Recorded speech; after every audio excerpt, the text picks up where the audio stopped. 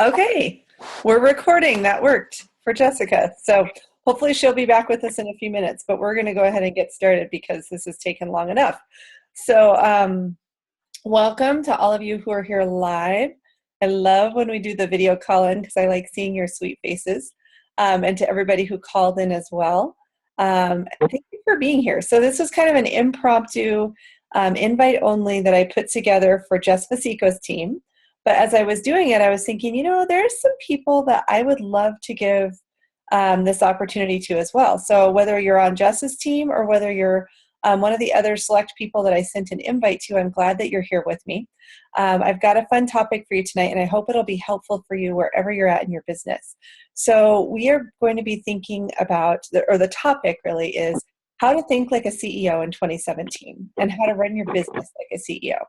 So I have some opportunities for you that hopefully will help use these next couple days to your fullest.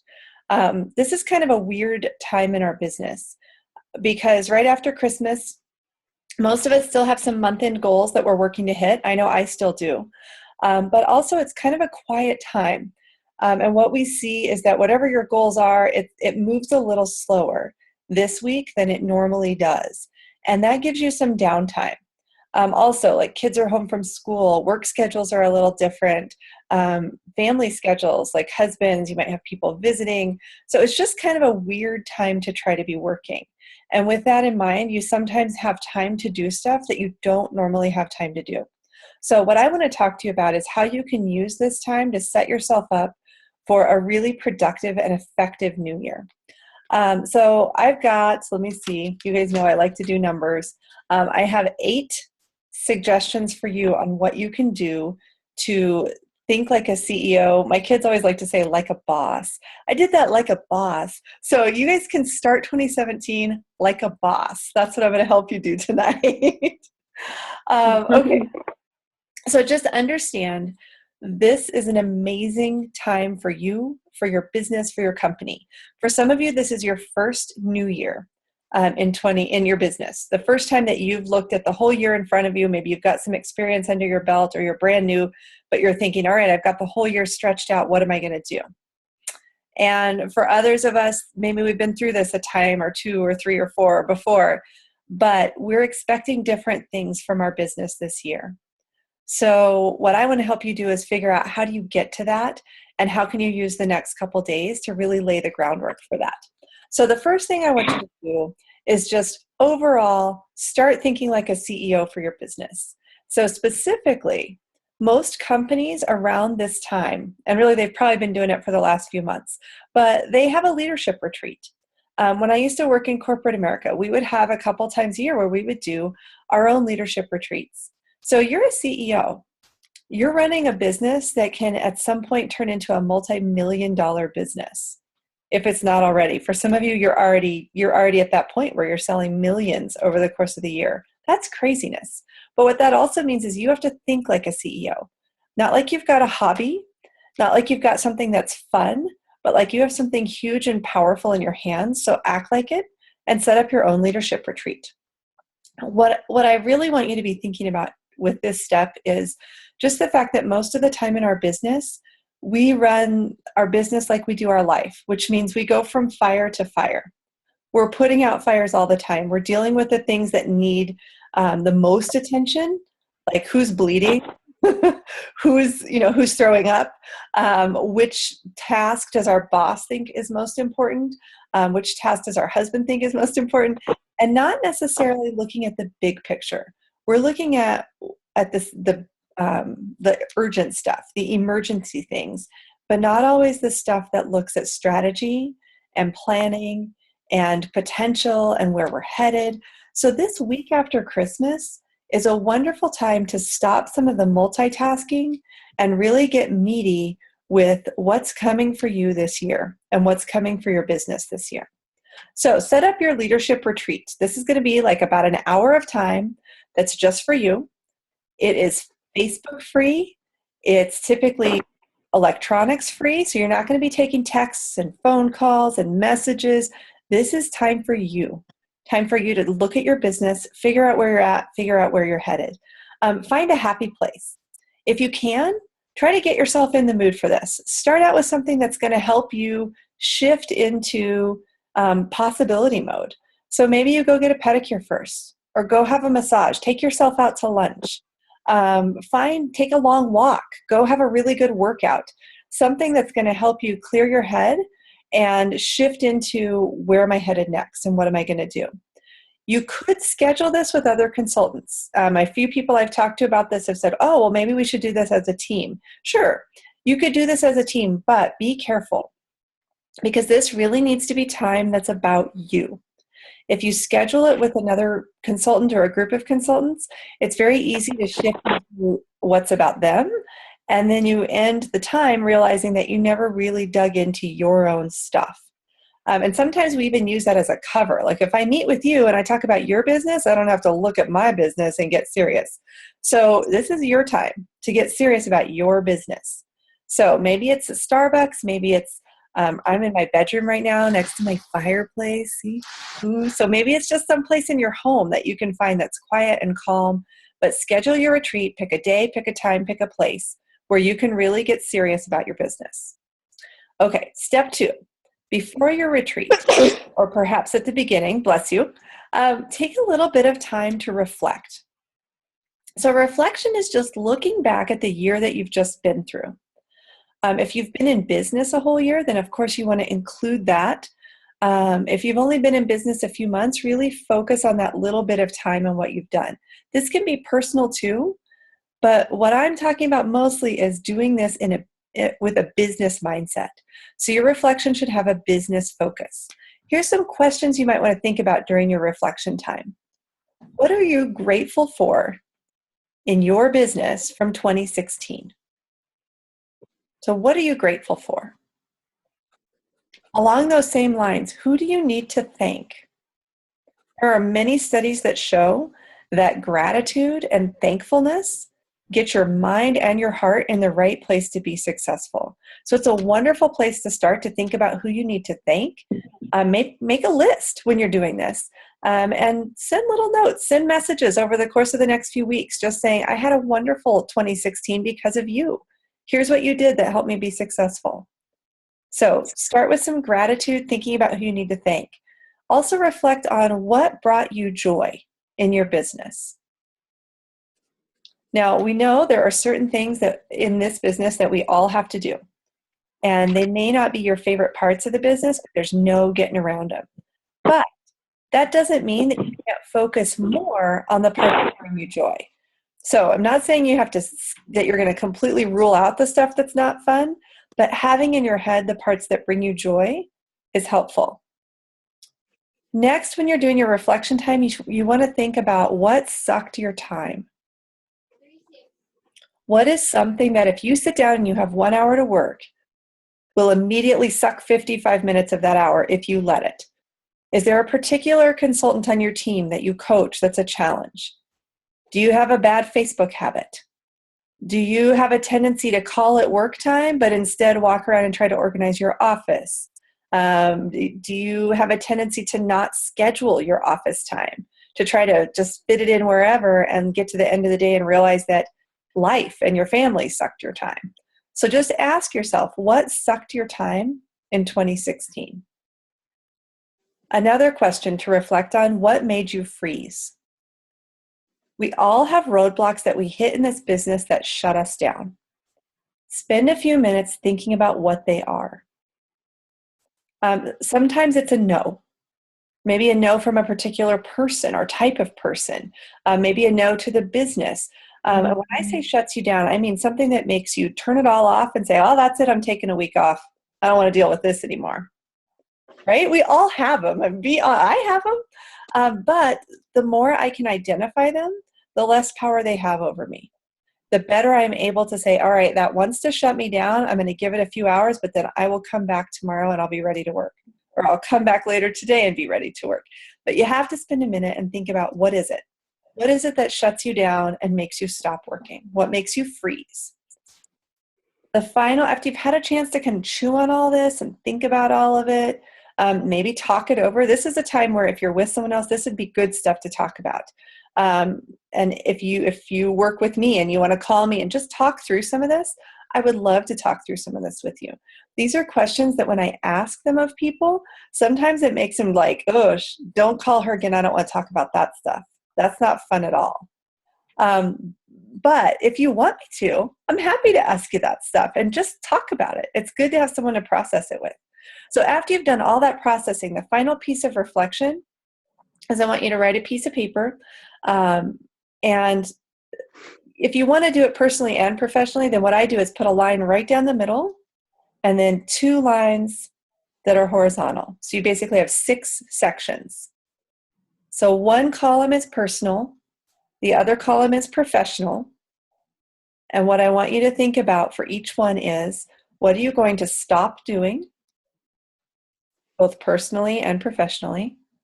What are you going to start doing, personally and professionally? And what are you going to keep doing? So this should come at the end of your reflection. You've had time to think about what's fun, what are you grateful for, what were your successes, what sucked your time, what froze you, what frustrated you. After you've thought about all that, you can put it all together into one page. What are you going to stop doing, start doing, keep doing? Okay, so that's your reflection. You've gotten very real and good and honest with yourself. If you're trying to fit this all into an hour, that's maybe the first 15 minutes. If you can, though, do it before your leadership retreat. Use this as your prep time. All right, so now we're moving on to number 3. Number 3 is make or remake your vision board. Now, this is nothing new, and I know lots of you who've been with us for a while are probably like, oh God, the vision board again. But it's the reason we talk about it is because it's powerful. When you put pictures of really where this is going to take you and what it means for you, and then you put those pictures in a place where you can see them and you're reminded of them, it will propel you. It will help you move. Now, remember, these are not goals.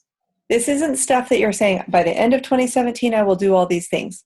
No, this is a vision. One of my most powerful visions when I started with this company was I wanted the Lexus.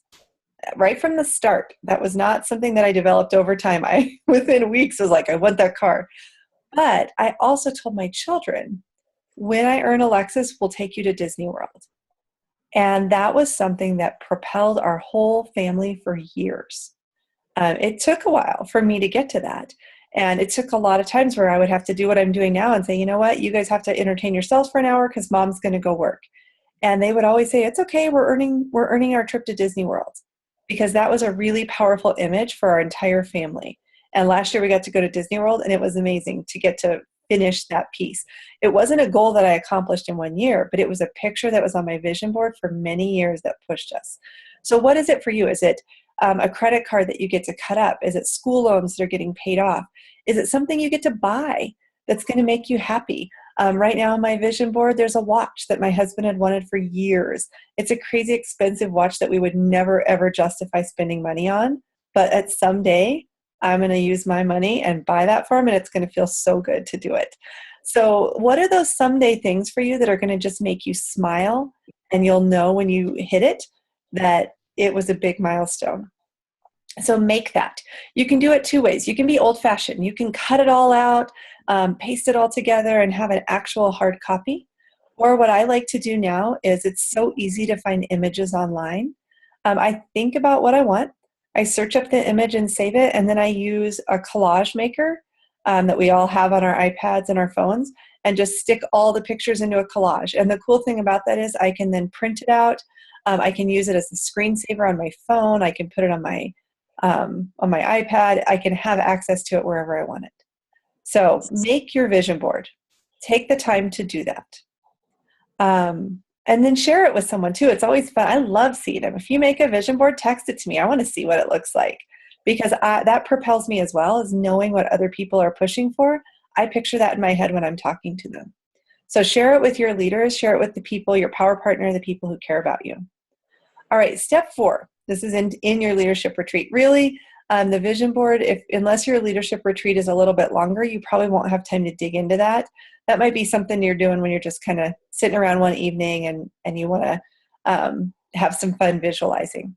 So at your actual leadership retreat, your next step is set your goals. So this is number 4. Remember I said there were 8 things. Number 4 is set your goals. Now notice, I told you to do a lot of things before I say set your goals. A lot of times this time of the year, what we want to do is jump straight to the goals, the resolutions. What am I going to do? And how am I going to do it? And what am I going to get? Don't do that. Spend some time reflecting first. Think about where you're headed and why. But then, yes, set some goals. Now, I know for those of you who've been with Rodan and Fields, even if it's only been a few weeks, you may already be encountering this. But for those of you who've been with us months or years, sometimes it gets scary to set goals because we don't always make them. When I first started with Rodan and Fields, I hit my first few goals. But then I started setting goals that I didn't make. And it crushed me at first. Those first few years when I set goals and I didn't make it, it was horrible. And I spent so much time questioning what's wrong with me. Why am I not getting there? Why am I setting this goal and not getting there? And then that caused me to draw back and start saying things like, well, we'll just see when it happens. I know I want to get there someday, but I'm just going to see. And that took a lot of the power of setting a goal away. So I just want to encourage you and push you a little bit to set the goals, set them high, make them realistic, but set them high even if they scare you. Because setting it and not making it truly will get you a lot further than not setting it at all. Even though it's scary, I promise you, it'll be worth it. That quote that you hear over and over about shoot for the moon, even if you miss, you'll land in the stars. It's true. It really is. I look at the time where I kind of drew back and quit setting goals and just said, we'll see. That was a very slow time in my business because I wasn't pushing for anything. I was just trying to wait it out, and waiting it out is not going to get you there. Over and over, what I see is people who want big things like level 5, Lexus, Elite, RFX, but they say, I want it to happen naturally. I love that. I just want it to happen naturally. Yeah, we all do. Wouldn't it be lovely if someone just rolled a team up in the front of your yard and stuck them all in a Lexus at the same time and you just drive the Lexus away? That'd be amazing, right? It doesn't happen naturally. It happens because you say it's a goal and you work your butt off to it. So don't be tempted to set weak goals. Set strong goals that are going to push you and dive into those and push for them. If you don't make it, that's okay. Call me. I will talk you off the ledge. It'll be okay. But don't let yourself off the hook by not even setting the goals to start with. You can have goals in all different categories. I would suggest 2 to 3. Don't get crazy. But something like, how much income do you want to make? What kind of monthly paycheck are you shooting for? What kind of mileposts do you want to hit? So perhaps a goal would be, I want 600 by the 6th. Every month I'm going to be there, or 1,500 by the 15th. I loved hearing on a call that Kim Krause recently did on the Powered by You call. She said one of her goals is always 1,200 in new business every month. So maybe it's consultants, maybe it's customers, maybe it's a combination. But what she recognized is that if she's not adding new business every month, her business is not growing. So it wasn't I will always be at 1,200 PSQV, because we all know once we get started, we can hit those PSQV goals much more easily than the new business goals. The new business goals are going to push you. Perhaps you want to have goals in a number of new PCs, or a number of consultants, or the number of Lead the Way miles you're going to earn. Some of you who are looking at leadership goals, one of your goals should be a volume-based goal. That might be your level 1, level 2 volume. It might be your entire org volume. Depending on where you're at and what you're working towards, that will dictate what the goals look like for you. So it might be smaller, it might be bigger, it might be in different areas, depending on, I'm just looking at all the numbers and the names we have on here, and I know from knowing where your businesses are that your goals are going to look very different and should be in different parts of your business, because you're all growing different things right now. That's totally okay. Make the goals that make sense for you. Make them for the year, but then break them out by quarter and be realistic. So looking ahead, you might know that, well, I'm pregnant. I'm going to have a baby in March. So I know March is probably going to be a lower month for me, and probably April too, but I'm going to come back hard in May. Or I'm graduating from school in May. So I know May is going to be a busy time. I'm going to have to work harder over the summer. So it's not just as simple as saying, take your year goal, divide it by 4, there's your quarterly goals, you're good to go. No, think about you and your life. Do you have kids who are home during the summer? Do you have a day job that gets busier at certain times of the year? What's going on with you that you need to integrate into these goals? Be realistic, but set the bar high. All right, tip number 5, find an accountability partner. Now, some of you already have, in fact, many of you already have this. I want to encourage you to look at that accountability relationship, first of all, and assess your current accountability relationships. Sometimes what we find is accountability partnerships become more friendship and less accountability. So you're maybe partnered with someone that it's harder to say, hey, you need to get to work. I hear you whining. It's time to stop. You need to get back to it. Right? We don't always like to say that to our friends. We want to say, oh, I know it's tough. I know. I feel bad for you. But sometimes we need someone to say, hey, I hear you, but we've all got problems. Get back to it. Also, sometimes you'll find accountability partnerships that are not partnerships. They're one-sided. And so assess your partnership that way. Perhaps you're always the one who's giving advice and listening and being the sounding board. And then when it comes time to talk about your business, oh, we're out of time. Goodbye. And you're getting nothing from it. It doesn't mean you have to quit. If you really value that relationship, you could certainly continue it. But it means that you need an accountability partnership that's going to push you and hold you accountable. The same, if you're being honest, look at it. Ask yourself with your accountability partnerships, when you get on the phone, do you spend most of the time talking about you? That could be one-sided as well, but perhaps in the other direction. And again, probably not the most healthy accountability partnership. Finally, just ask yourself, is it stale? Is it a partnership that every week or every few weeks when you get on the phone, you pretty much say the same stuff? If that's the case, it's time for something new. So look around. It's certainly fine to ask uplines for help. Hey, I need an accountability partner. Who do you know? But what you also might find is we don't always know everybody who's looking. We don't always know what people are looking for. So it's okay to post your own little help wanted ad on your team page, maybe on the Daring Greatly page, and say, this is who I am and this is what I need. And you could even set up a group. If you have 2 or 3 people who respond, set up a group. Certainly ask your upline leader, because she might have someone else who just said, hey, I need an accountability partner. And you could say, perfect, so do I. But if she says, gosh, I really don't know, don't just wait. Find the person that's going to be right for you, and don't be afraid to look out for it. What I would suggest when you do this is just set some parameters, because I just mentioned some of the dysfunctions that we see in accountability partnerships. If that's happening in your partnership, you need to have an out. You don't want to be stuck with somebody for life. This isn't marriage, this is dating, right? So you want to set parameters right off the bat to say, how about we try this for 3 months? Let's go through the first quarter of the year, and then we'll just reassess and see where we're at. And that way, in 3 months, if you say, you know what, my business goals have totally changed, I don't think we're going to be a good fit anymore because I'm really not headed in the same direction anymore. And you can walk away from it and try with somebody else. So give yourself that out right from the start so you don't feel bad at the end of 3 months if you decide, not right for me. Be honest with your partner. Set a time. Keep it simple. Use a timer if you have to. You can even split it up. All right, we're going to talk for 20 minutes. The first 10 minutes are mine. The second 10 minutes are yours. And keep yourself honest with that. Agree on some action steps after each meeting. And right from the start, make sure you've told your partner how to push you, what gets you moving if you fall off track, what lifts you up if you're down.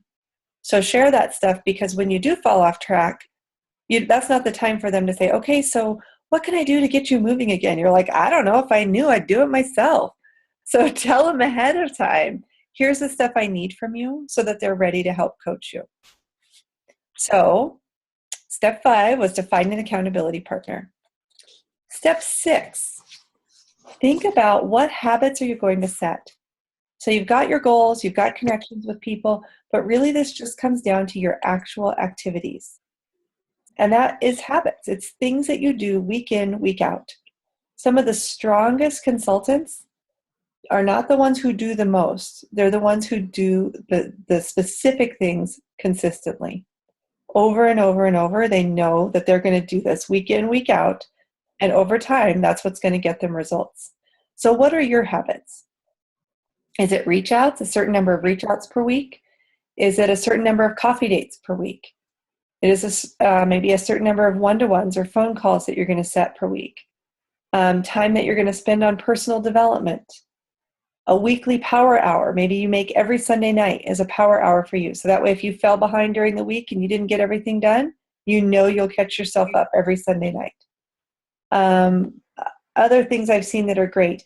Maybe you set a couple days of the month aside as your preferred customer time, where you check on your PCs and reach out to PCs, but that way that doesn't suck your time the rest of the month.